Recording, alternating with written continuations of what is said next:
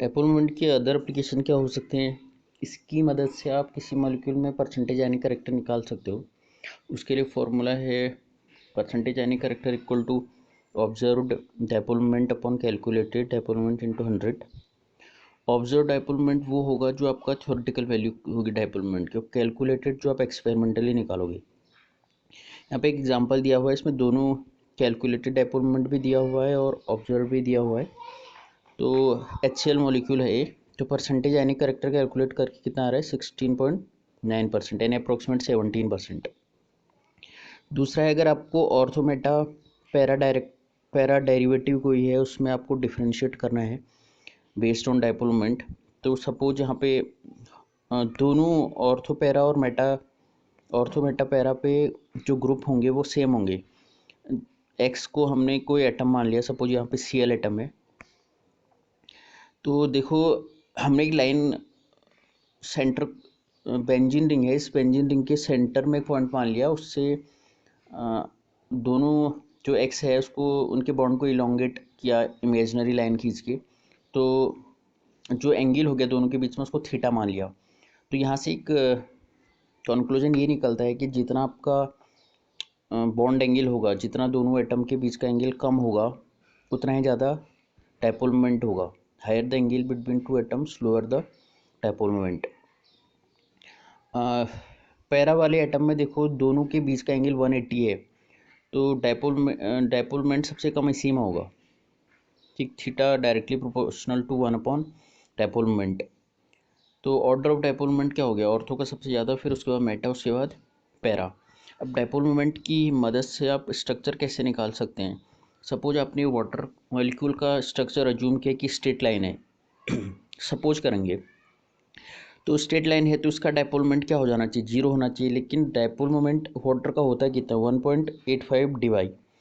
तो दूसरा पॉसिबिलिटी क्या होती है स्ट्रक्चर की, क्या तो ये एंगुलर शेप में हो, एंगुलर शेप में होगा तो इसमें कुछ ना कुछ नेट डायपोल मोमेंट आएगा। तो मॉलिक्यूल का स्ट्रक्चर कैसा हो गया, एंगुलर हो गया। तो जो पहला वाला स्ट्रक्चर है जो हमने अज्यूम किया था कि वो लीनियर मॉलिक्यूल होना चाहिए, तो वो नहीं होगा, तो वो वाली पॉसिबिलिटी कैंसिल होगी। अगर BF3 का देखें तो BF3 के केस में डायपोल मोमेंट 0 होता है। तो ये तभी पॉसिबल हो सकता है जब बी के चारों ओर तीनों F एटम 120 डिग्री एंगल पे जुड़े हुए हों, तो तब नेट डायपोल मोमेंट 0 हो जाएगा। CO2 की केस में सपोज हमने CO2 का मॉलिक्यूल माना, हमने अज्यूम किया कि CO2 बेंट है, तो तब इसका डायपोल मोमेंट कुछ आएगा, लेकिन CO2 का डायपोल मोमेंट कितना होता है, 0 होता है। तो उस हिसाब से पॉसिबिलिटी क्या होगी कि CO2 का मॉलिक्यूल आपका लीनियर मॉलिक्यूल होगा CO2, तभी डायपोल मोमेंट 0 आ सकता है। अगली प्रॉपर्टी है कॉन्स्टिट्यूटिव प्रॉपर्टी। किसी भी मॉलिक्यूल की कॉन्स्टिट्यूटिव प्रॉपर्टी वो होती है जो उस मॉलिक्यूल के स्ट्रक्चर पे डिपेंड करती है, how atoms are arrange in that molecule, तो वो उसकी कॉन्स्टिट्यूटिव प्रॉपर्टी हो जाएगी। अब कॉन्स्टिट्यूटिव प्रॉपर्टी के एग्जांपल होते हैं सरफेस टेंशन, विस्कोसिटी और ऑप्टिकल एक्टिविटी। ऑप्टिकल एक्टिविटी क्या होती है, सपोज कोई कायरल मॉलिक्यूल है, यहाँ पे एग्जांपल मैंने दिया हुआ है, वो कायरल मॉलिक्यूल क्या करेगा, वो प्लेन पोलराइज लाइट को रोटेट करेगा, तो वही वो उसकी प्रॉपर्टी ऑप्टिकल एक्टिविटी कहलाएगी। तो कायरल कंपाउंड जितने भी होंगे ऑप्टिकली एक्टिव होंगे। यहाँ पे एग्जांपल दिया लैक्टिक एसिड का। और दूसरी प्रॉपर्टी कायरल कंपाउंड की क्या होती है कि वो अपनी मिरर इमेज पे सुपर इम्पोज नहीं करते हैं। अब सपोज यहाँ पे एक प्लस लैक्टिक एसिड दिया है, प्लस साइन का मतलब हो गया कि जो लैक्टिक एसिड है ये प्लेन पोलराइज लाइट को राइट साइड में घुमाएगा, यानी क्लॉकवाइज डायरेक्शन में घुमाएगा। और निगेटिव साइन का मतलब है कि प्लेन पोलराइज लाइट को लेफ्ट साइड में घुमाएगा।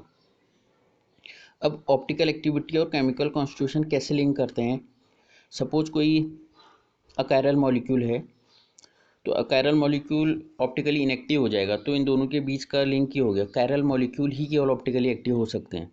उसके लिए आपकी कायरलिटी की पॉसिबिलिटी को पास करना जरूरी है। सपोज किसी कोई मॉलिक्यूल है, उस मॉलिक्यूल में दो कार्बन है और दोनों कायरल हैं, तो इसका मतलब ये नहीं है कि पूरा मॉलिक्यूल ही ऑप्टिकली एक्टिव हो जाएगा, पूरा मॉलिक्यूल कायरल हो जाएगा। इसमें देखो टार्ट्रिक एसिड है, टार्ट्रिक एसिड का हमने स्ट्रक्चर बनाया है। इस स्ट्रक्चर में इसकी मिरर इमेज भी दिखाई है, तो लेफ्ट हैंड साइड वाला राइट हैंड साइड वाले का मिरर इमेज है, तो ये दोनों एक दूसरे की इनैंशियोमर हो गए। ठीक, ये नॉन सुपर इम्पोजिबल भी होंगे, लेकिन जो टार्ट्रिक एसिड है इसका अपर हाफ और लोअर हाफ को देखते हो तो दोनों आइडेंटिकल हैं, यानी कि जो अपर हाफ द्वारा रोटेशन होगा वो लोअर हाफ के रोटेशन से कैंसिल हो जाएगा, तो टोटल मॉलिक्यूल क्या हो गया, ऑप्टिकली इनएक्टिव। तो ऑप्टिकली इनएक्टिव हो गया। और इस तरह का जो कंपाउंड है टार्ट्रिक एसिड, जिसमें upper half molecule lower half molecule के रोटेशन को कैंसिल कर दे रहा है, इस तरह के कंपाउंड को क्या बोलते हैं, मेजो कंपाउंड्स।